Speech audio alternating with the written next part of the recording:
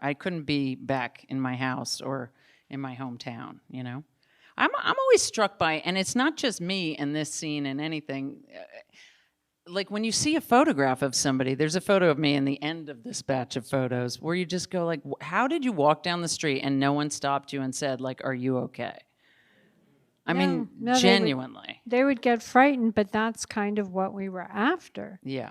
There was this definite feeling of wanting a reaction and wanting to declare your independence, and that it was calling out the structures that were supposed to protect us, the institutions that had failed us, and saying, fuck you, we know you're full of shit, you did not protect us, and we reject all of you, and we're going to put it in your face. I mean, all of us would be canceled because there was such a rebellion against, we felt so deeply betrayed because, again, the physical violence that people survived, the sexual violence, the emotional violence was so severe, and there really wasn't, it was rare for people to get help, and what was offered was so fucked up that it was just a complete,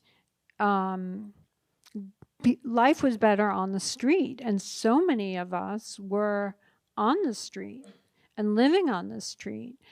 And we should get to some of the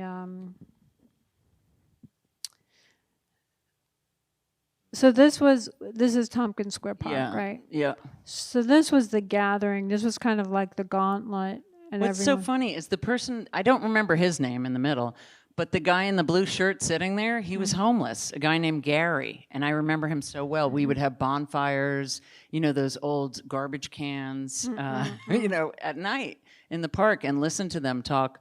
And a lot of those people who back then we called them bums, remember? Instead of... they would talk about how they had been, you know, they'd served in the army or whatever, and now here they were, you know? So anyway, I just think it's interesting. I remember Gary so well on the left there.